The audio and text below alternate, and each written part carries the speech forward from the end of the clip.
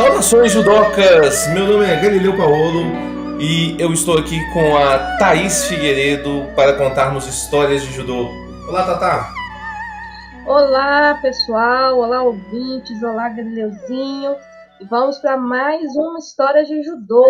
E essa eu estou mais ansiosa ainda, hein? Porque eu não tenho tanta intimidade, então, tanta vivência com essa pessoa, então vai ser massa demais. Isso vai ser ótimo. Eu, por outro lado, tenho uma certa intimidade com essa pessoa aí. Inclusive vocês, ouvintes, talvez reconheçam a voz dele, provavelmente. Eu estou aqui com meu amigo de podcast Judocast Brasil, Luiz Pavani. Bom dia a todos, um prazer enorme estar aqui contigo, Galileu, Thaís. Vai ser muito bacana essa manhã aqui, eu estava comentando com vocês, uma manhã cinza de Rio Grande do Sul hoje, né? Mas vai ser com certeza um papo muito animado. Pois é, Pavani, e a gente tem o nosso podcast lá que está fazendo o maior sucesso, o Judocast Brasil. Um podcast que a gente estuda, que a gente conversa, né? Apesar que a gente está mantendo um tom razoavelmente animado lá. Não é um negócio muito pesado, não. Mas eu senti a necessidade de falar de algumas histórias diferentes, essas histórias que nos fazem apaixonar pelo judô, né, Tatá? Exatamente, né? Essas vivências, essas histórias são o que faz a gente, né? Melhores judocas na vida, né? Então, acho que todo mundo gosta de compartilhar. E o Pavani, como ele começou cedinho no judô também, ele deve ter muitas histórias aí de Santa Maria, do Rio Grande do Sul, de viagem para poder contar pra gente, né, Pavani? É uma vida na estrada, né? Eu não só comecei no judô cedo, mas falo com vocês do interior do Rio Grande do Sul, né? E o grande centro das competições do Rio Grande do Sul, obviamente, era Porto Alegre. Então, fazer 4 horas de ida, 4 horas de volta de ônibus era praticamente todo sábado e domingo, né? Ou no mínimo 2 vezes por mês. Então, a estrada era a nossa vida. Tá dentro de ônibus era que nem tá dentro de casa. Só que era muito divertido do que tá dentro de casa, né? Era um monte de amigo. Então, bacana demais.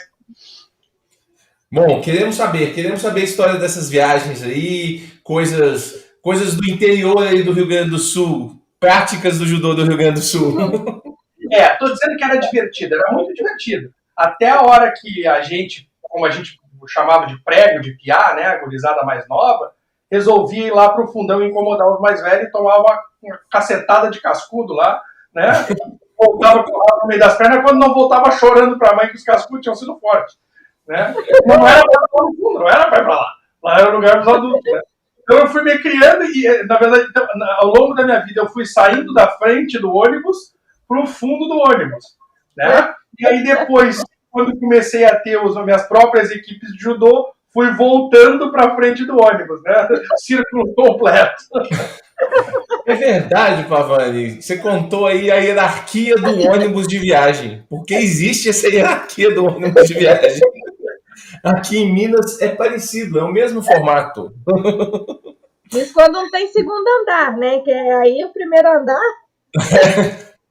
A Thaís é nova. Quando eu andava de excursão, não tinha nem truque duplo atrás nos ônibus. Era ônibus. Era uma Kombi que inchou.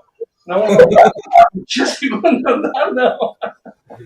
Era uma Kombi grande. O motorista conversava com a gente direto. Não tinha nem a cabine separada nos primeiros ônibus que a gente viajava mesmo. Era uma loucura, porque janela abria na época, tinha que cuidar para a gurizada não botar braço para fora.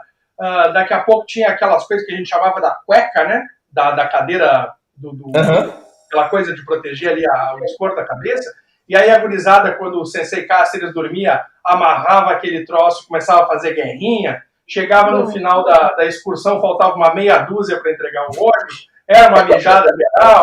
Essa função... E eu vou te dizer, a gente lembra mais dessas coisas no final das contas, é isso mais prazeroso do que daqui a pouco a competição em si, né? Essa convivência, por mais que tenha a bagunça, era sempre um troço sadio, né? Um ambiente bacana de tu crescer, né? A gente como adulto olha para trás agora, eu pai de família, né? E vejo que bacana que era, porque até as transgressões eram coisas inocentes, assim, coisas bobas, né? Então, bacana demais essa convivência aí, é bacana poder proporcionar isso como professor de judô também para os outros, né? Então a gente fica contente. Mas as histórias são, né, tem umas que dá para contar, tem outras que não dá. Vou te falar uma coisa, Pavani. Vou te falar uma coisa. Tem vários episódios aqui que... Vários não, né? A gente não gravou muitos assim, não. Mas praticamente todo episódio nosso aqui a gente falou, por exemplo, de corredor polonês. Todo episódio nosso. E é um trem que não dá nem para imaginar hoje. É impressionante, né? Essa relação do castigo físico era uma coisa muito presente. Era presente dos professores para com os alunos, né? Quem tinha um professor japonês, não era o meu caso, né? Mas quem tinha um professor japonês e não apanhou de Shinai não foi no treino. Então, a gente tinha aqui o que o CCK chamava de parede. Você incomodava muito, você ficava de frente para a parede, com a cara colada na parede e os braços espichados para cima. Até a ponta do dedo começar a ficar roxa, que não corria sangue, ia pra cacete, né? Imagina! Você faz isso hoje, o Ministério Público está no seu dojo em meia hora. Graças a Deus, né? Mas achava aquilo a coisa mais normal do mundo e deve ter uns traumas para lá e para cá, mas paciência, vai fazer o quê? Era a cultura da época, né? É difícil, é até injusto a gente olhar com olhos atuais para o passado de forma a julgar, né? É importante analisar, né? Mas era isso aí. Né? Ele escreveu, não leu, pau comeu. Então, acontecia isso do senpai da gente, acontecia do sensei, né? Então fazia parte daquela cultura. Hoje em dia as coisas já estão muito mais civilizadas, acho que por bem. Né? Mas... Acho que sim. Sim. Essa questão, às vezes, igual você falou, essa questão de comparações de épocas, né, Tata? Às vezes as pessoas são muito cismadas em comparar épocas. Não, acontecia antigamente e tudo bem. E agora não acontece mais, porque a gente está numa cultura diferente. Tudo bem também. Foram fases, acho que são fases da vida, né? Eu tinha mordomias, assim, né?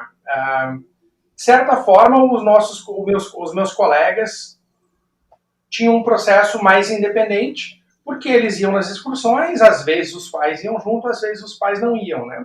Eu, praticamente durante toda a minha caminhada de judô, eu tive a minha mãe do meu lado. Né? Isso era bom por um lado, por outro lado era pior, né? Eu tinha menos liberdade de estar naquela bagunça também, senão a orelha vinha, né? Mas tinha umas mordomias, por exemplo, assim, eu tava voltando do campeonato, cansado. Gente, pequeno, né? A mãe sentava bem no cantinho do banco do ônibus e eu me espichava, deitava no colo dela, né, espichava a perna para fora e vinha deitadão no banco. Imagina se eu era pequeno para caber a minha mãe e eu dentro do banco do ônibus. Foi por muito tempo. Essa presença sempre foi muito bacana, né? A gente sempre sente muito amparo nesse sentido. Então, são experiências bem interessantes. A minha mãe entra no judô um pouquinho depois de mim, né? Ao contrário do que pode parecer. Né? Um dia ela cansou de me levar no judô e ficar só assistindo. Né? E ela resolveu, então, por convite do professor, subir no tatame também. Eu acho que eu tinha 1 ano e pouco de judô.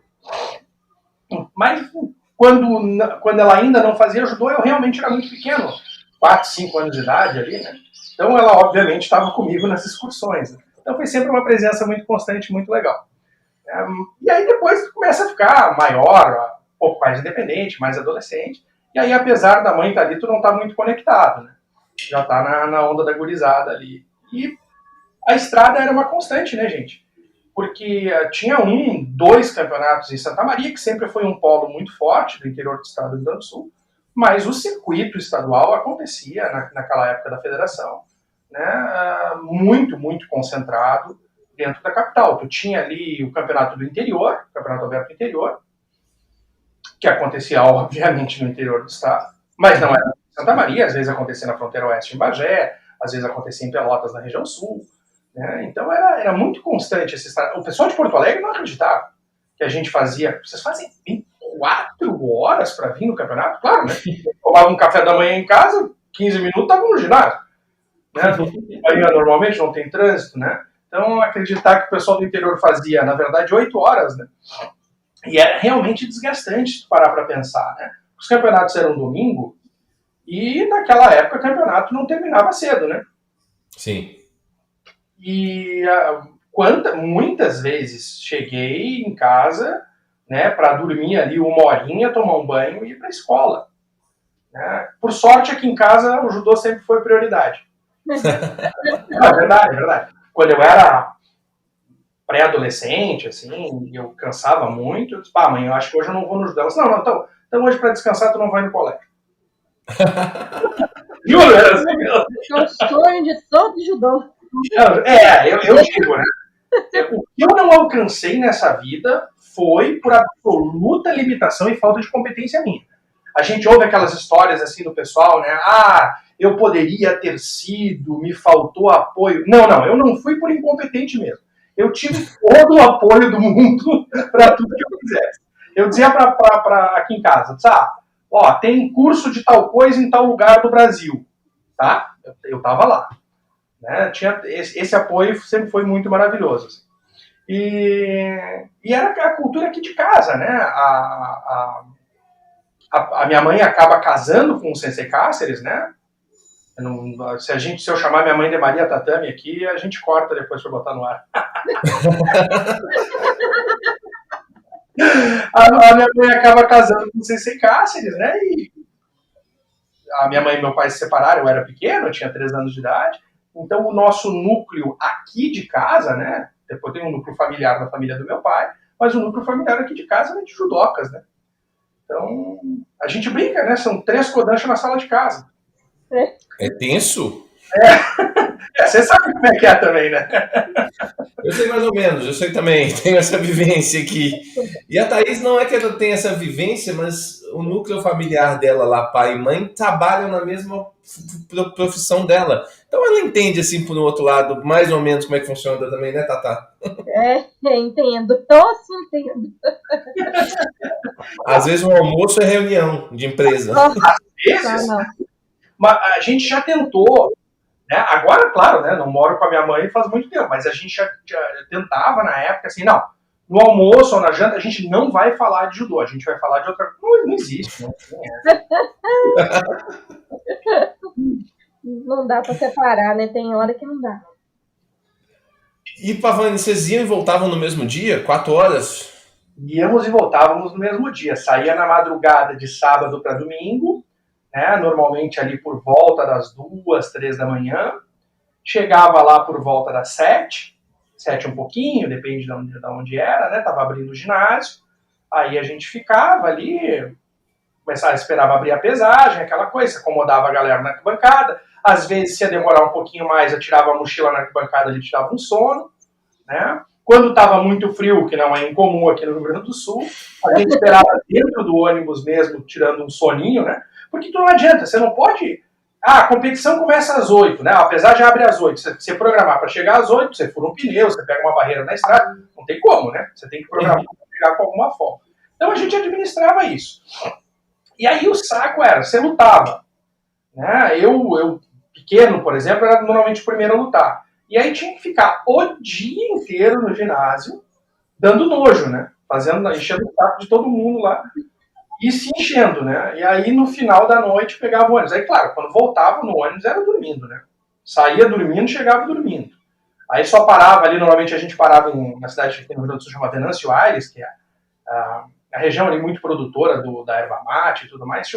Tem até hoje, né, um paradeiro ali, que chama Casa Cheia. A gente parava no Casa Cheia para jantar, para fazer um lanche, alguma coisa, para chegar em casa já pronto, né? Sem ter que... a mãe tem que fazer alguma coisa em casa, alguma coisa assim. Tirava um soninho, e se era da época que estudava de manhã, no outro dia de manhã tinha aula, senão podia dormir de manhã para ir para aula de tarde, né? Então era essa a realidade. Muito poucas vezes a gente foi para, como a gente diz aqui, para posar, né? Para dormir no lugar. Assim, me lembro algumas vezes do dojo do Lindóia Tênis Clube, da gente dormir lá, mas era normalmente se tinha alguma atividade, ou se ia para algum cangueco estadual, mas para competições era isso, era bate e volta, né? Realmente bastante cansativo, né? E durante os eventos, às vezes era bacana, por exemplo, você ia para Sojipa competir. Sojipa tem uma super estrutura de clube, aí a gente competia e ficava lá solto, ia para pracinha, brincava, né? Então era um pouco mais divertido. Outros clubes que era praticamente só o ginásio, aí o troço era mais pesado mesmo, né? Mas é aquela coisa, né, gente? Desde que tu te conhece por gente, aquilo faz parte da tua realidade. Para mim era a coisa mais normal do mundo terminar de competir 10 horas da manhã e sair do ginásio 10 horas da noite. Aquilo fazia parte da minha vida. Né? A gente sempre, criança sempre acha o que fazer, né? Acha uma latinha lá, vai chutar com 2, 3 mais lá e final de papo. Então, foi muito prazeroso, assim, muito bacana. Hoje, né, a gente sabe, né, Galileu, promovendo eventos, a gente tenta que o evento não termine de noite, a gente tenta, né, fazer com que o ir ao campeonato seja um processo mais prazeroso de uma maneira geral para toda a família, né? Mas sim, naquela época não tinha muito essa preocupação, não, né? O evento era para lutar. A preocupação era mais com o resultado do que com o evento propriamente dito. Você tem toda a razão. Então as pessoas às vezes tinham muitas lutas, repescagem. Exatamente. E um processo competitivo desde o mirim ao infantil, né? Ele tinha medalha de primeiro, segundo e terceiro no mirim ali, o que seria hoje sub-9, né? Sim. Sub-9, né? Então... Eu tenho uns 11 títulos mineiros, assim, eu acho. Mais ou menos. E muitos deles foram infantil. Aí, às vezes, outro dia eu comentei com algum aluno, alguma coisa assim. Mas no infantil não tem disputa. Eu falei, não tem agora, irmão. Antigamente tinha chave e o pau comia. O pau comia feio. Eu tinha um adversário, uma história triste, assim, né? Na época, né, o He-Man era famoso nos desenhos e tudo mais. E a gente apelidou ele de He-Man porque ele tinha um cabelinho igual ao do He-Man, assim. E era loirinho. E o guri lutava com uma ferocidade. Isso eu tô falando de, assim, infantil, 8 anos de idade, 7, 8 anos de idade. O guri lutava pra se matar. E a gente muitas vezes fazia final, eu ganhava algumas, ele me ganhava mais do que eu ganhava dele. E a gente ficou sabendo, depois de um tempo, o porquê da ferocidade do menino lutar. O pai batia, né? Quando ele perdeu. Batia de verdade. Assim. Então, claro que isso é o absurdo do extremo, de fora de qualquer possibilidade de decência, né? Mas é só para exemplificar com um extremo que o infantil era tão disputado ou tão cobrado em resultado quanto o sênior. E mesmo quando tu não tem isso, mesmo que tu saia da área derrotado e receba um abraço e um beijo e um carinho do técnico e do pai ou da mãe, é uma baita de uma pressão em cima da cabeça de uma criança. A gente sabe disso hoje, né? Mas era a realidade da gente. A gente ia lá, lutava para resultado, lutava para ser campeão. Você tinha destaque estadual no infantil, né? Meu Deus do céu. Era a mesma lógica, né? É aquela coisa que é a primeira frase que você escuta em qualquer curso ou formação para trabalhar com criança, né? Criança não é um adulto em miniatura. Era só o que era. Criança era exatamente isso. Um adulto em miniatura. A cultura da época, conhecimento da época era esse, né? Também as estruturas dos treinos, mesma coisa, né? Sim. O nosso treino era uma versão light, vamos colocar assim, com menos repetições do treino do sênior. Acho que é a realidade de todos daquela época, né? Eu acho que eu contei para pouca gente, mas assim, por exemplo, eu fui seleção mineira infanto-juvenil para disputar o brasileiro da Confederação Brasileira de Judô. E as seleções reuniam todas as seleções mineiras para treinar junto. Cara de 11 anos treinando com um adulto. Exato, claro.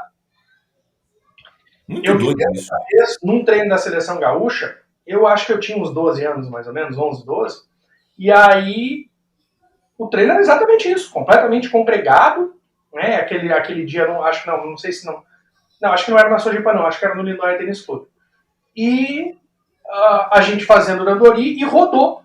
E eu caí na época com o Filipão, o Felipe da Mota Varga, que foi inclusive seleção brasileira no pesado, disputou o Mundial de Birmingham, na Inglaterra, e aí caiu o Filipão. Quer dizer, sei lá, eu pesava, acho que 50 quilos molhado, com 2 quilos no bolso.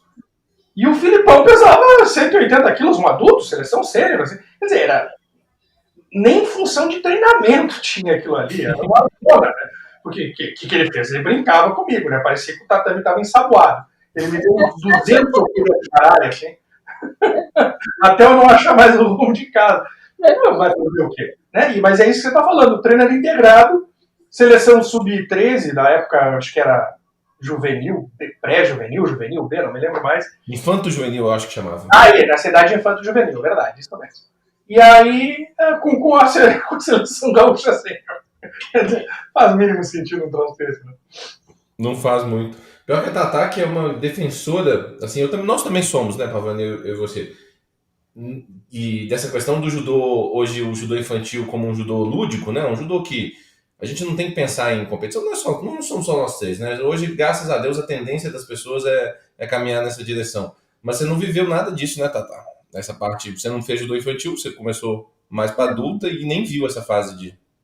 Não vi, né? Porque eu comecei o judô com 17 anos, né? Então, não passei por esse processo, né? E quando eu entrei também, né, há 12 anos atrás, já não era assim mais, né? O infantil já estava nessa fase já, né? Mais festival, né? Já não estava mais nessa pegada tão de competição. Assim, na academia, né? A gente via de outras pessoas levando para esse lado nos campeonatos, né? Mas já era uma mudança, né? Eu acho que já tinha começado essa mudança que a gente está vendo agora, na verdade, né? Ainda bem que está acontecendo. A gente está chegando num ponto, uma curva, né? Que hoje em dia, quem trabalha o judô infantil ainda dessa maneira que nós estávamos escrevendo, ou não está querendo se atualizar, ou está vivendo embaixo de uma pedra, porque né, com toda a difusão do conhecimento que se tem hoje, live falando disso 2 vezes por semana, né, é uma das matérias, por exemplo, da pós-graduação, é muito presente isso, né? Fazendo um jabá aqui, né, no Profep Max a gente está tendo agora, teve no mês de maio a primeira aula, está tendo a segunda aula daqui a uns dias com o professor Simon Magalhães, que é um dos expoentes dessa área no Brasil e até no mundo, né? Estava palestrando para a Europa esses dias. Então, é uma coisa que se dá muita importância, né, nos dias de hoje nas formações. Então, dos nossos ouvintes aqui, se tem alguém ainda, né, por favor, treinando criança como mini adulto, tá na hora de escutar uns programinhas aí e mudar o seu ritmo de treino. E um dos pontos mais bacanas disso é o seguinte, e o Simon tem uma experiência com isso maravilhosa. Ele começou a fazer um trabalho desses no Paraná e muita gente torceu o nariz, né? Porque em termos de resultados isso seria prejudicial. Muito bem, mas não vai formar atleta. Só que ele vem com esse trabalho já há algum tempo. E já aconteceu, então, dessa geração de alunos dele, que foram trabalhados de maneira lúdica, estarem em um momento competitivo agora no Sub-15, no Sub-13, no Sub-18. E boa parte da seleção do Paraná é formada por alunos dele, que passaram por esse processo lúdico.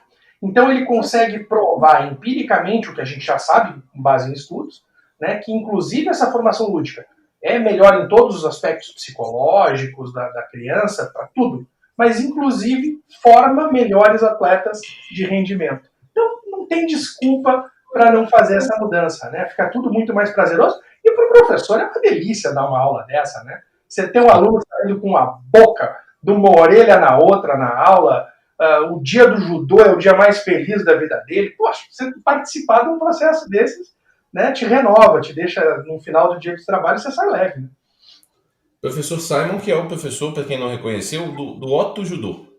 Tá? Tem muitos vídeos lá colocando lá no Facebook, às vezes aparece Otto Judô. É ele, a gente acompanha o trabalho dele de muito tempo, né? Eu sempre comento aqui na academia, Tatá sabe que a gente sempre comenta assim, essa questão de sempre olhar o cara e, sabe, vamos absorver, vamos trazer pra gente algumas coisas dali.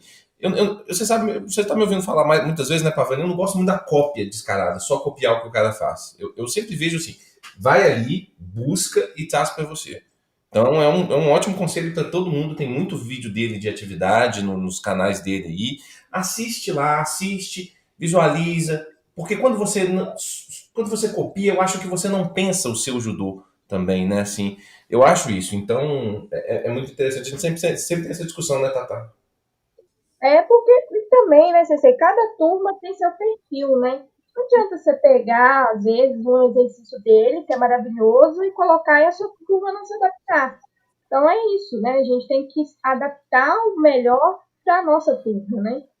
E eu falo isso porque eu tive experiências de conviver com outros professores, né? Não só aqui, mas quando eu fiz intercâmbio, né? Eu vi de perto, assim, o judô infantil e com a própria Kika, né?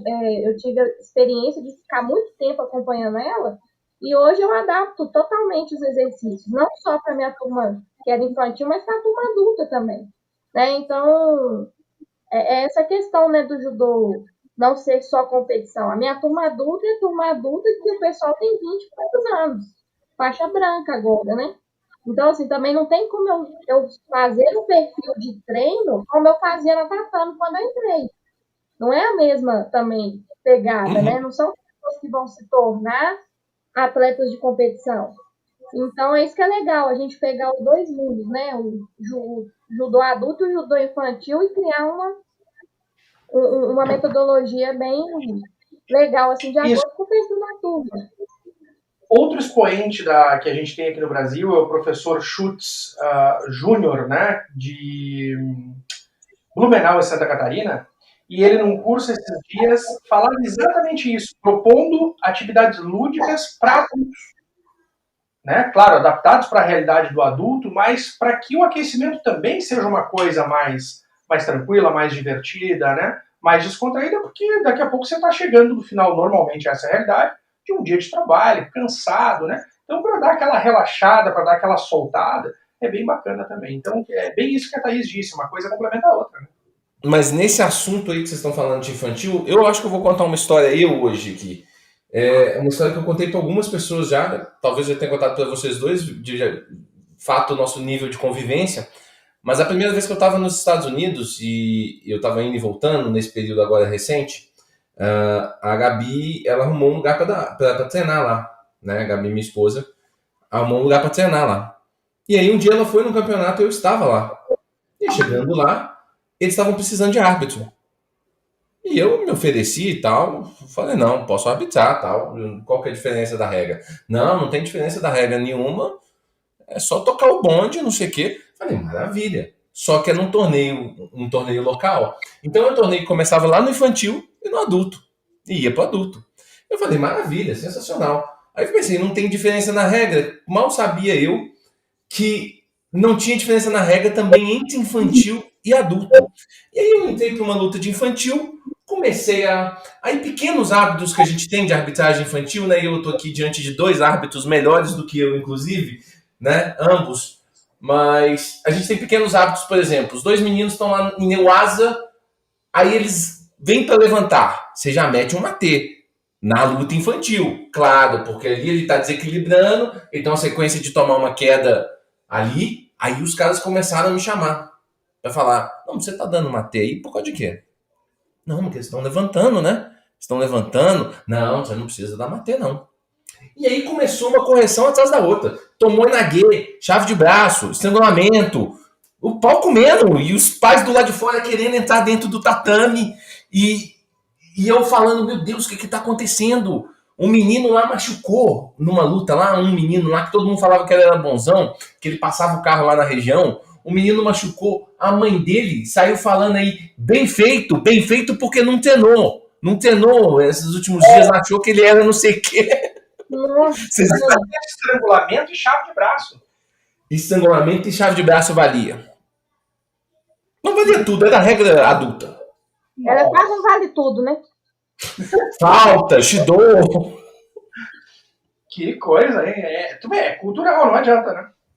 É muito complicado. E aí você fala assim, pô, talvez o país que tenha a maior cultura esportiva no mundo é os Estados Unidos. Olha que coisa estranha. Mas também tem um aspecto extremamente competitivo cultural, né? Você tem situações agora de controle, por exemplo, dos piuí, dos bem pequenininhos jogando futebol americano. Sim. E agora parece que só pode fazer aquele tag football, né? Que pega a fitinha da cintura. Mas os caras estavam jogando com criança, batendo cabeça com cabeça, quer dizer. Nossa. Né? Pelo amor de Deus. O troço é meio psicopata, assim. Então, acho que também, no caso deles, porque o conhecimento chegar na prática não é um processo automático. A gente sabe disso. Estava falando exatamente sobre isso, né? Então, não é que não tenha produção científica lá para embasar essas diferenças, mas até para convencer pai e mãe que estão lá se digladiando que o filho deles não precisa ser campeão olímpico com 9 anos de idade, aí é outra brincadeira, né? Já não é fácil. Mas olha, sabe que essa coisa do criança e do ônibus, do viaja, você cria você começa a achar normal, né? Mas quer ver uma diferença cultural também da época? A gente fala, parece que tudo agora é melhor, né? Eu tinha 12 anos, a minha mãe me colocou num ônibus em Santa Maria e eu desembarquei no terminal do Tietê, em São Paulo, 20 e poucas horas, um dia depois. Com 12 anos. Um ônibus que parava 9 vezes no trajeto para as pessoas comerem, para tudo mais. E aí, claro, quando eu cheguei lá, eu tenho família em São Paulo, o meu primo foi lá me receber, me buscar e tudo mais, né? Mas eu saí daqui de Santa Maria dentro de um ônibus com 12 anos de idade, cheguei em São Paulo. Quer dizer, você hoje não bota um filho seu de 12 anos sozinho num táxi para ir daqui à esquina, né? Você tinha uma liberdade maior, né? Então também isso causava um amadurecimento. Eu me comparo muito nessa época, por exemplo, com a Malu. Com 12 anos eu era dono do meu focinho. Eu saía, pegava ônibus, eu voltava, né? Claro, a mãe sempre sabia onde é que eu estava. A Malu é da geração criada em shopping, né? Que é o único lugar que você pode, ou dentro do condomínio, que você pode dar liberdade para o seu filho hoje, né? Então, isso também é complicado. A gente sente essa diferença nos nossos alunos, né? A gente se criou, eu me criei, pelo menos, empoleirado em cima de uma árvore. Então, aqui onde eu estou falando com vocês na minha casa, é a casa da minha família há muito tempo. Eu tive uma boa parte da minha infância aqui. Eu saía, né? Pois, não tinha... Aquele final de semana não tinha treino, aquele final de semana não tinha campeonato. Era final de semana de brincar com os amigos. Atrás de mim aqui tem um cerro, que nem a gente chama, um morro, né? Então, a gente saía a determinado horário, subia morro acima, para desbravar o morro, e eu sabia que tal horário eu tinha que estar em casa. Tipo, às 6h30 antes de anoitecer eu tinha que estar em casa. E eu estava em casa. Não preciso nem dizer que não tinha celular na época, né? Então, a mãe, nesse período, vai lá de 10 horas, ou sei lá, 8 horas que a gente fica, tu tinha que confiar que estava tudo bem, ou que se acontecesse alguma coisa alguém ia avisar. Né? Então, você se criava com uma independência e você tinha um desenvolvimento motor. Você estava empoleirando árvore, você estava pulando cerca, você não estava em casa sentado olhando para alguma coisa ou só mexendo os dedos num videogame, o que é bacana para a motricidade fina das mãos, acho super bom, né? Mas você tinha um outro desenvolvimento, né? Então, são diferenças de antes e de agora, né? Com pontos positivos e com pontos negativos. Reformaram a pracinha do colégio da Malu esses dias. E o diretor veio comentar com a gente que eles estavam pensando em tirar, e realmente tiraram, não sei como é que vocês chamam aí, o macaquinho, aquele coisinha. Macaquinho a gente chama. Macaquinho mesmo. Macaquinho mesmo, né? Porque as crianças não tinham mais coordenação motora para fazer essa troca de uma mão para outra e estavam caindo e se machucando. É mesmo? Impressionante. Bom, pelo amor de Deus, com 8 anos de idade eu brincava de ginástica olímpica naqueles troços ali. Você pendurava pelos pés, você pendurava pelo corpo. Né? Fazia parte, a gente se criava nisso também, né? E a gente sente essa diferença com os alunos que chegam, né? Para a gente em termos de desenvolvimento motor. Então, também o lúdico é um espaço dentro do dojo para a gente permitir, porque é uma delícia, né? Qualquer criança olha para um dojo, bebezinho entra correndo porque é um colchãozão, ele é maravilhoso. Né? Então, assim, a criança não gosta do treino, você está fazendo alguma coisa errada. Aquilo é um colchão enorme para brincar, é uma atividade que ela está ali solta com os amigos, é lutinha, se a criança saiu dali insatisfeita, provavelmente seja culpa tua como professor. Não vai atrás, não. Às vezes não é, mas provavelmente você não está trabalhando, não proporcionou uma experiência legal. Mas é isso, são as expectativas, né? As expectativas de cada criança quando chegam num dojo. Hoje são diferentes, né? E todo mundo fala, você tem um concorrente no videogame, no celular, forte, né? Então tem que tornar atrativo, né? Mas eu vou dizer para vocês, essas idas a São Paulo, as idas a Porto Alegre, porque na época meu pai morava em Porto Alegre. Então, quando eu saía de férias, eu ia para Porto Alegre. Eu saía de férias com o kimono embaixo do braço, embaixo do braço. Então, eu ia visitar o pai em Porto Alegre e eu ia treinar no SET, né, no Centro de Treinamento Esportivo do Estado lá, né, com grandes professores muito queridos para mim até hoje. Né? Por exemplo, o sensei Sérgio Zimmermann, que é o presidente da Comissão de Graus da Federação Gaúcha, né? Grandes professores. Então, esse intercâmbio era muito positivo. E quando eu ia visitar a família em São Paulo, era isso aí. Kimono embaixo do braço, a família era sócia do Palmeiras lá, ia lá, treinava. Tive a oportunidade de disputar um torneio periquito, um torneio tradicional de São Paulo, lá no Palmeiras, ganhar o periquito. Então é bem bacana, assim, eu brinco que eu não gosto muito do Palestra Itália lá, não sei como é que chama agora, Arena... Allianz Palmeiras, Parque. Né? Allianz Parque, né? Isso. Era o mesmo lugar que era o Palestra Itália, só reformaram, né? Sim. Na época era Parque Antártica o nome. Eu odeio o Parque Antártica, porque a gente ia treinar lá e o aquecimento era subir e descer aquelas benditas daquelas arquibancadas. Eu quase morria subindo aquele degrau. Então, até hoje eu não gosto muito do Parque Antártica, apesar do meu Grêmio gostar muito de jogar lá, já ter ganho muito. Eu sou aí eu sinto muito.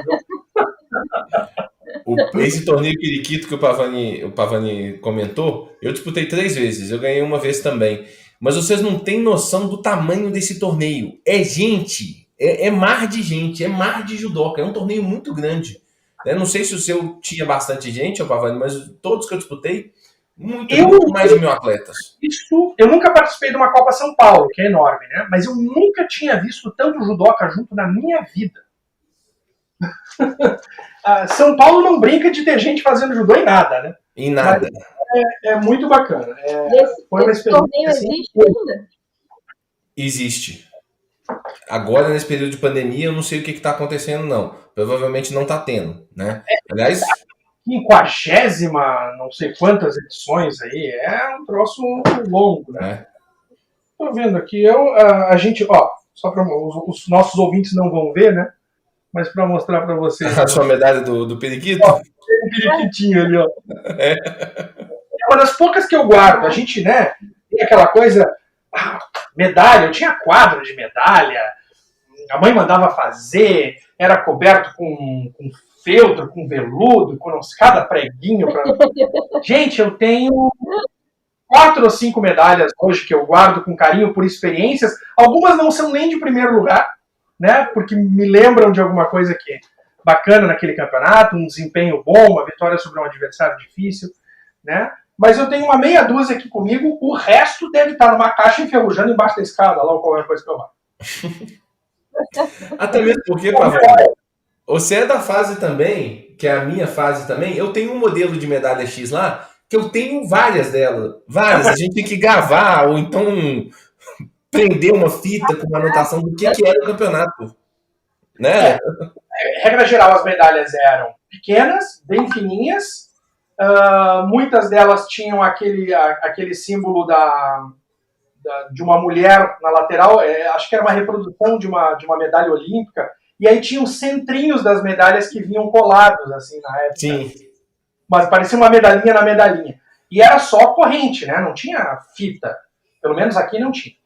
No início era só corrente. Era bem pequenininha. Tinha umas que era assim, era uma medalhinha que parecia quase um bottom, né? E aí elas foram aumentando aos pouquinhos. Mas a regra geral, quando as minhas medalhas de atleta são de uma maneira geral assim. Mas a gente ia competir muito no Uruguai. As medalhas no Uruguai eram muito bonitas, né? Semelhante às medalhas que a gente tem hoje aqui, fundidas, com pintura. Então, nos chamava muito a atenção. Era muito diferente da premiação que a gente tinha aqui. E era muito perto, né? Santa Maria está de Montevidéu a mesma distância que Santa Maria está de Floripa. Né? Então, ir para lá, a única coisa é que o processo aduaneiro na época era um pouco mais complicado que o nosso hoje. Né? Às vezes levava 2, 3 horas para liberar na aduana, né? Um ônibus cheio de gente, cheio de criança, aquela coisa toda. Mas tirando isso, era super tranquilo. E era um intercâmbio maravilhoso. Talvez seja das minhas memórias mais queridas da minha história de judô. Né? Porque nós criamos vínculos muito profundos. Porque nós íamos 1, 2 vezes por ano e nós ficávamos nas casas das famílias. E aí se desenvolvia um vínculo. Aí, por exemplo, eu ia para Montevidéu e ficava na casa da família da Thaís, né? Ou na casa da família do Galileu, por exemplo, que era um atleta mais ou menos da minha idade, né? E a gente fez isso por 10 anos. Né? E eles vinham para cá, para campeonatos, e ficavam na nossa casa. Então, situações muito curiosas. Assim. Por exemplo, uma vez eles chegaram aqui e a mãe foi servir almoço para eles aqui em casa. Serviu arroz, feijão, carne, feijão preto, né? Aqui a gente tem o hábito de comer o feijão preto. E aí o meu amiguinho olhava para aquilo e a mãe perguntou para ele: tu come isso? Tá tudo bem? E ele olhou para ela e perguntou assim em espanhol: é chocolate? Em relação ao feijão, disse, não, é isso. Então tinha essas diferenças que a gente se acostumava. Primeira vez que a gente chegou lá, um café da tarde nos esperando. Parecia café da tarde de hotel. Né? 3, 4 tipos de bolo, 6 tipos de chimia, doce de leite, não sei o quê. Aí a mãe falou lá, olha, vocês não, por favor, não precisam se preocupar, a gente segue o ritmo de vocês, né? Eu disse, não, mas assim que a gente toma café da tarde todos os dias. Era coisa de... Era uma maravilha, era um troço de louco, assim. Tem coisas, se for falar sobre isso, a gente passa o episódio falando sobre essas histórias. Por exemplo, BMW e Mercedes-Benz em praça de táxi. A gente ficava maluco. Vocês lembram que na época, a Thaís não era nascida, mas o Galileu, que é meu contemporâneo, quer dizer, alguém nessa época ter um carro importado no Brasil, o cara era multibiliardário. Não existia carro importado no Brasil. Era uma coisa assim extraordinária. E lá, BMW e Mercedes era táxi. Porque o Uruguai não tem fábrica de carro. Acho que não tem até hoje, não sei. Acho que agora tem, né? Mas na época não tinha nenhuma. Então, para eles, importar um Chevette ou importar uma Mercedes era mais ou menos a mesma coisa. Né? Então, eram umas coisas doidas, assim, umas diferenças culturais maravilhosas. Outra vez a gente estava lá e terminei de almoçar e eu já era maior dessa vez. E a senhora perguntou se eu queria... Me perguntou assim, ¿te gusta helado de frutilla? Frutilla? Mas o que é frutilla? E eu pensava em umas frutinhas pequenininhas, pitanga, sei lá. Tô na casa dos outros, me gusta. Em casa comia o que tinha, e se eu ia na casa dos outros, só se te oferecerem, tu come. Gosta de tudo. Então tá, me gusta, sim, me gusta. E aí a senhora, né, traz o sorvete e serve, frutilla é morango, né? Fresca também. Né? Então, a gente ia convivendo. E não tinha, né? Falava um portunholzinho sem vergonha, eles se esforçavam para falar com a gente, falavam um pouquinho mais devagar do que de costume, né? A gente tava falando, né, Tatá? Como falam rápido, né? Falavam um pouquinho mais devagar, a gente se esforçava. Então, é uma coisa maravilhosa, né? Agora mesmo, né? Os frutos dessas coisas que o judô nos proporciona. Alguns dias atrás, me tocou de dar aula no MBA Panamérica, um programa de pós-graduação da Panamérica, né, feito pela nossa faculdade, pela CESUF. O CC Galileu é professor lá da pós-graduação lá também. E dando aula em espanhol, para um público de 14 países de fala espanhola. Né? Então, onde é que eu aprendi a falar espanhol? Nisso. Né, os contatos, então sempre desde pequeno você está ouvindo aquilo, você está tentando, se torna uma coisa familiar, fica fácil, né? Criança é uma esponja, né? Absorve tudo. Então são essas coisas que o judô nos proporciona, né? Viagens para o exterior, era uma época que viajar para o exterior também era uma grande exceção, né? Não que hoje seja lugar comum, mas hoje a gente vai lá, financia em 3 anos mas imagina, né? Eu nunca tinha botado meus pés num avião, né? E nós íamos de ônibus, é uma barbada.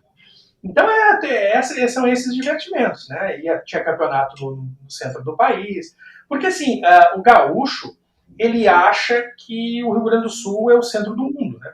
Não, sem dúvida nenhuma. Não, vocês acham que eu tô brincando? Vocês lembram do Campeonato Brasileiro das Ligas em Pernambuco? Uhum. Os gaúchos estavam reclamando, mas por que fizeram um campeonato lá no canto do país? E no ano seguinte o campeonato Campeonato Brasileiro em Santa Maria. Quer dizer, o Rio Grande do Sul não é canto de país, né? Não fica numa ponta, de certo? Pra gente, assim, no interior do Rio Grande do Sul, a competição era em Porto Alegre. Quando não era em Porto Alegre, ou era fora do país, ou era no centro do país, né?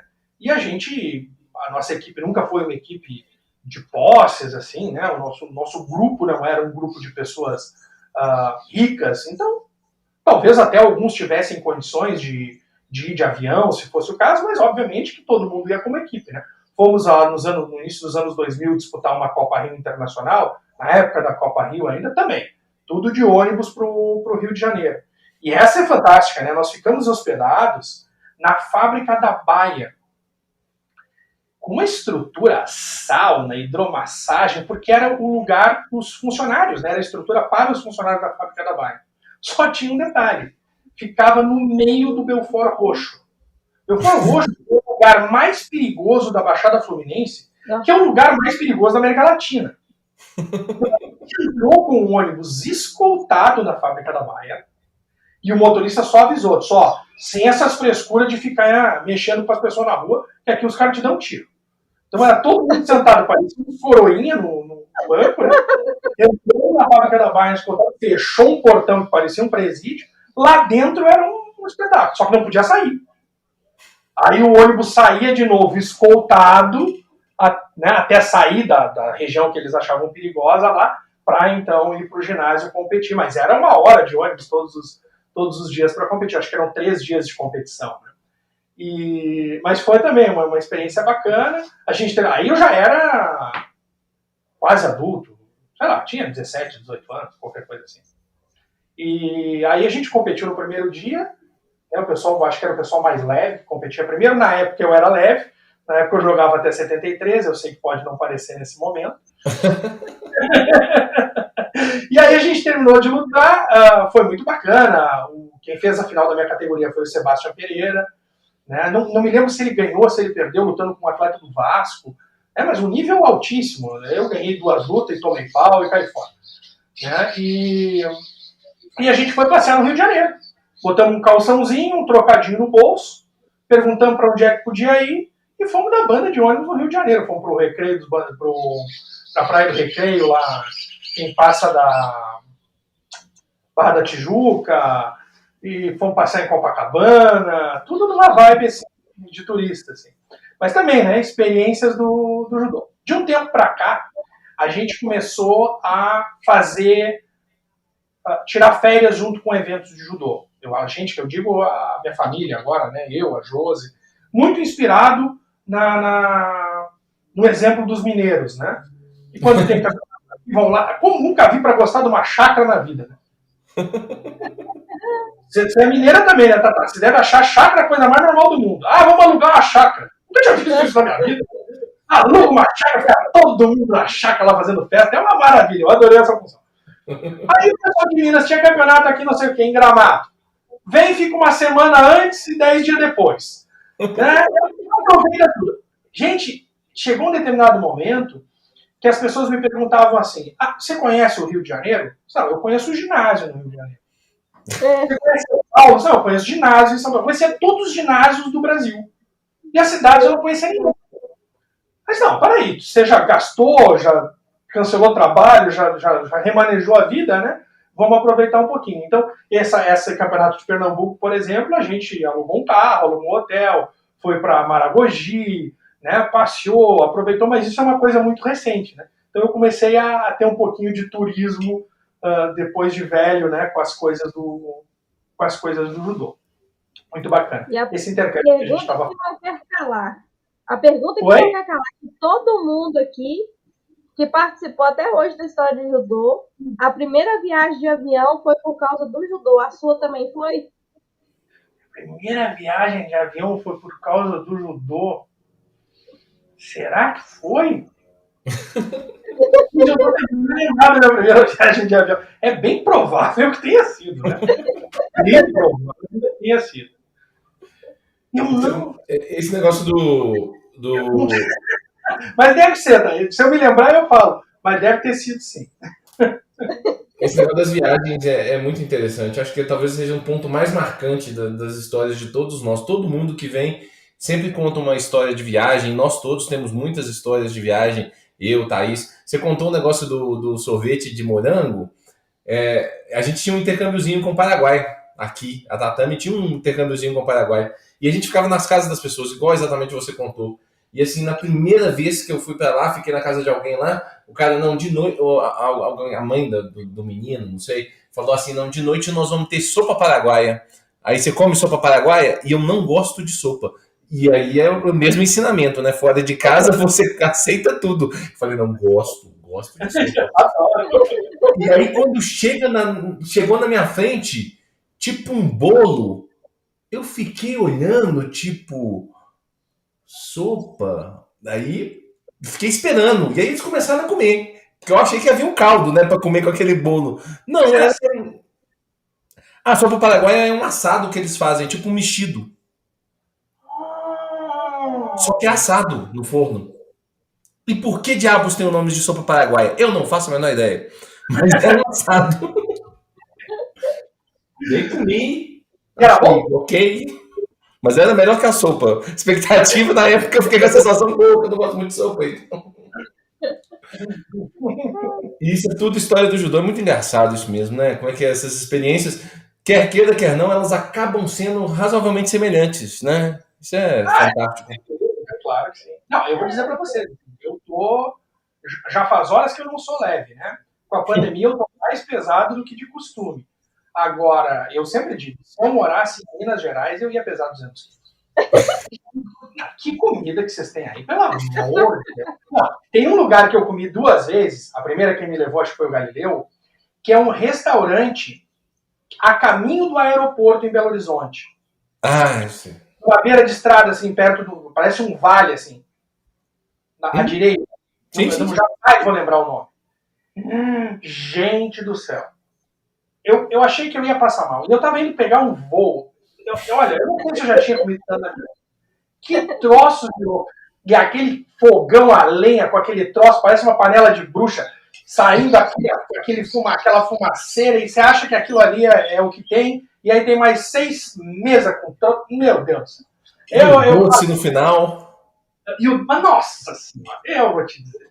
Eu me acabo comendo A nossa comida é privilegiada mesmo.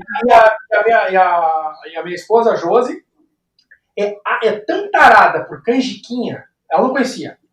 Ela comia canjiquinha, mas ela ficou tão fascinada por canjiquinha, falou tanto de canjiquinha na última vez que ela foi para aí, que o nosso querido amigo Dr. Marcos Júnior, o vulgo Bad Boy, comprou, olha que gentileza, olha que lindo, comprou para ela 3 ou 4 pacotes de 1 quilo de canjiquinha para ela trazer de volta para o Rio Grande do Sul para fazer aqui. Eu vou deixar para você, então, uma dica para você comentar com a Josi, para ela pesquisar um negócio que chama grits, que é uma receita, mais ou menos uma canjiquinha, que é muito comum nos Estados Unidos. Cara, mas eles metem um queijo no negócio. Gente, esse programa tá bom demais, que nós estamos falando de viagem culinária. Eu tô só com o pinhão que eu comi antes. A gente tava fora do ar, né? Que hoje eu tô aqui com uma cuia de chimarrão na mão e normalmente eu tô acompanhado pelo meu fiel café e suco de laranja, né? Aí o Galeu disse que é a primeira vez que ele me vê com o mate. Eu disse que hoje eu tava Galdério. Né? Eu acordei para ver o Mundial. Hoje a gente está gravando aqui, é o primeiro dia do Mundial desse ano, né? E aí eu fui de café da manhã, eu comi pinhão e tô aqui no mate. Tô Galdério da fronteira hoje. Tá maravilha. Muito bom, muito bom. Engraçado que a gente não ouviu nenhuma história de arbitragem de vocês dois. Eu tô chocado com isso. Vocês não... Cadê as histórias de árbitro, gente? Olha as oportunidades do judô de novo aí, né? Foi 3 meses antes de estourar a pandemia. Então, setembro de 2019, é isso, né? Outubro, estourou em 2019, né?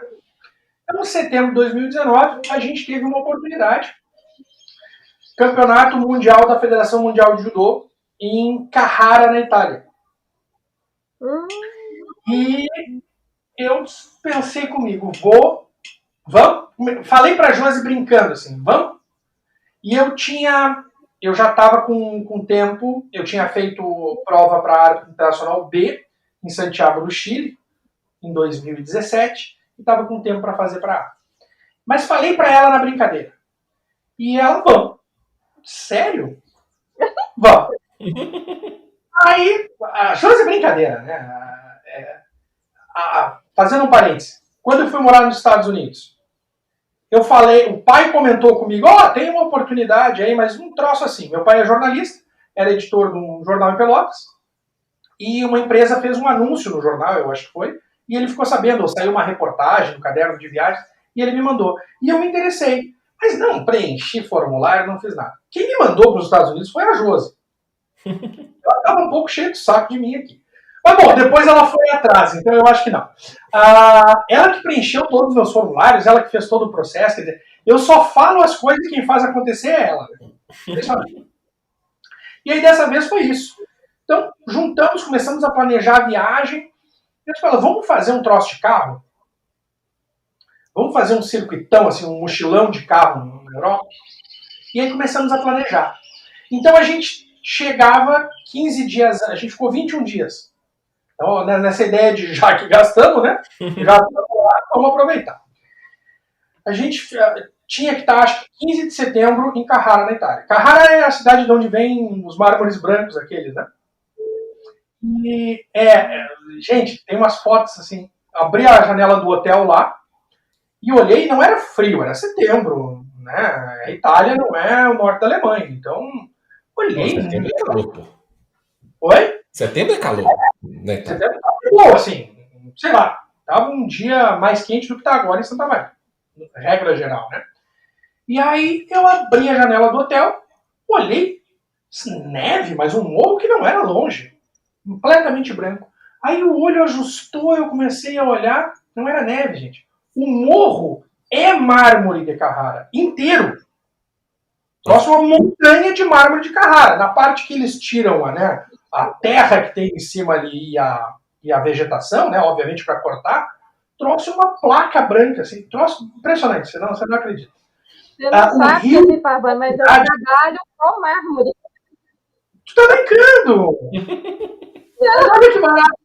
Thaís, o rio da cidade parece leite. Um leite com café bem fraquinho, assim, do calcário, eu imagino, do corte do mármore da montanha que desce. Assim. Mas umas coisas uma das minhas viagens que eu estou programando é ir para lá. Eu sou doida para conhecer. É uma graça. A cidade que fica, gente, fica a um tapa mesmo, meia hora de Pisa e Companhia Limitada, e você não tá nem um pouco longe de Florença. Então. Não, tá não. Eu xinguei o Giovanni. Se ele tivesse me falado dessa viagem aí que ele ia, eu teria me organizado e teria ido. E eu acho que a Andrés teria ido também. Acho que teria um grupo aí, viu? Vai ter de novo. Estava programado para 2020 na Rússia o evento, né? E foi um evento fantástico, assim, olha. Foi junto com os Jogos Mundiais das Artes Marciais. Então era um evento com 5.000 participantes. Nossa. Num complexo desses de exposições, na verdade eram 3 grandes espaços. 2 espaços era o evento e um dos espaços era uma feira internacional de cultura oriental. O Galileu ia à loucura. Umas cataratas de verdade lá, os troços, bacana demais. Assim, Galileu ia ficar louco. E eram 52 áreas entre tatames, ringues, porque tinha, né? Judô, tinha boxe, tinha Kung Fu, né? Então, todas as artes marciais. Trouxe um evento fantástico, muito bacana. Assim. E como o presidente da União Pan-Americana não pôde ir, da Federação Mundial de Judô, né, eu acabei indo representar ele no Congresso. Então, assim, estava junto comigo no Congresso o sobrinho do cara que criou o Taekwondo moderno. Troço, assim, bacana demais. Esses intercâmbios é isso que a gente estava falando, assim, conviver com as pessoas, trocar essa experiência. E a gente fez isso, gente. A gente botou o evento no meio, né? E fez um círculo partindo de Barcelona, na Espanha, Parece que a Thaís conhece alguma coisa para aquela área ali, né? Um pouquinho. Eu estive com ela lá, nós estivemos fazendo uma viagem para lá, né? Tá. Fomos. Mas tu morou lá, né, Thaís? Eu morei lá e na época eu não... A minha família trabalha com mármore há mais de 20 anos, mas na época eu não me toquei, né, que eu podia ter ido em Carrara, que eu podia ter ido numa outra cidade da Espanha que também tinha um mármore muito tradicional. E aí, agora que eu fico vendo isso, eu fico, gente, eu preciso muito voltar a fazer outro mochilão na Europa, né, para fazer isso tudo. E tive várias experiências lá do Rio, né? Foi massa. Isso é maravilhoso, né? A gente botou... porque o problema lá é o seguinte, você começa a colocar a coisa no mapa, tá? Aí, se você andar mais 100 km só, tem mais uma coisa interessante. E outra. Bom, resumindo, a gente tinha se programado para fazer 3.500 quilômetros na Europa. Fizemos 5.500 quilômetros. A gente saiu de Barcelona, passou pela França, subiu para a Suíça, desceu, passou na Alemanha, passou na Áustria, desceu para a Itália, e aí viemos fazendo a costa por baixo no sul da França. Né? Aí, colocando mais de países, a gente teve na Eslovênia, que fica bem pertinho da Itália, a gente teve em Mônaco e foi Liechtenstein, eu acho que foi. Então, reuniu, mas assim, em 21 dias, né? Era um troço assim, hoje é segunda-feira, então a gente tá na Áustria. E umas coisas assim, eu queria fazer tudo no carro. Eu queria pegar uma perua, botar um colchão atrás, a Joana disse, não, você tá ficando maluco. É muito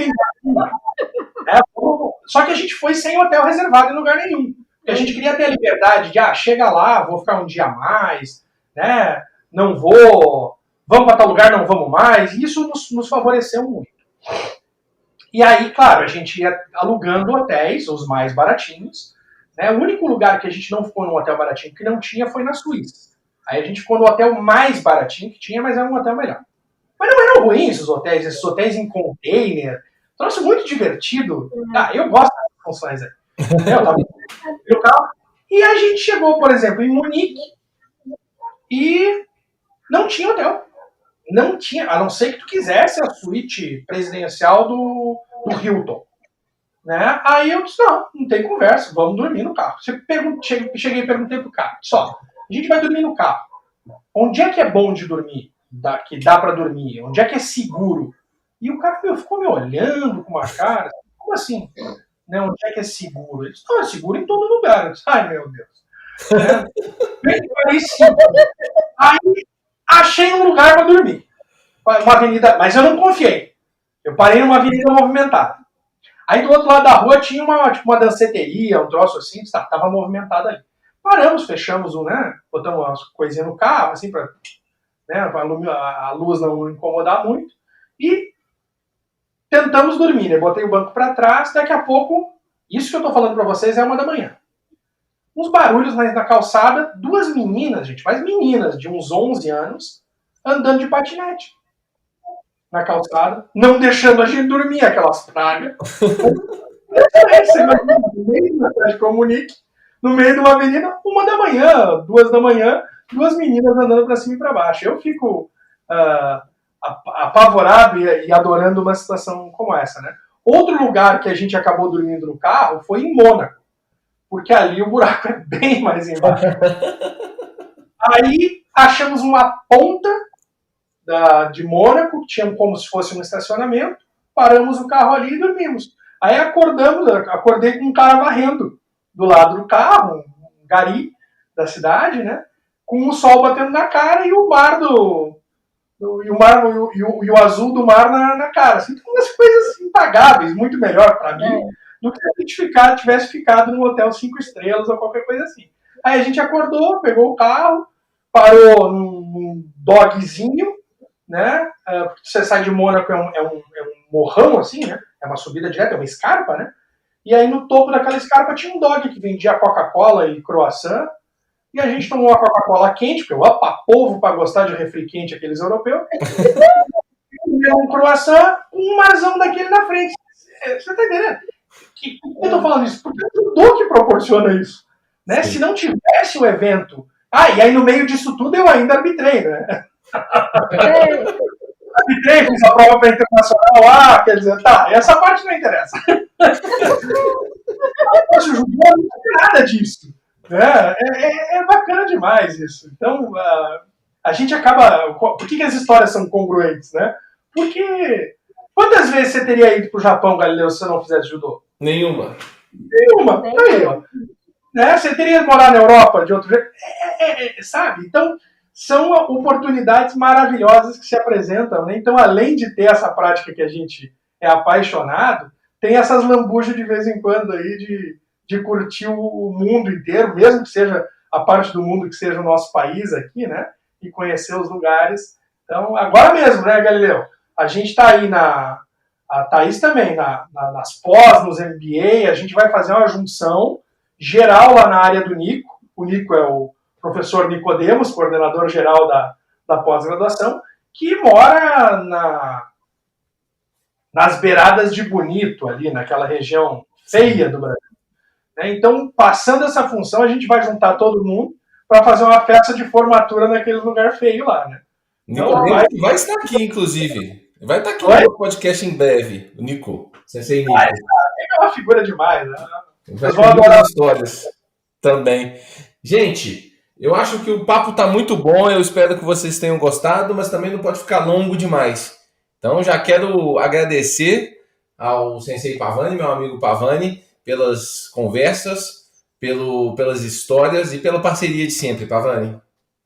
Eu que agradeço, foi um prazer, foi uma manhã muito prazerosa aqui com vocês, né? Espero que o pessoal goste desse bate-papo.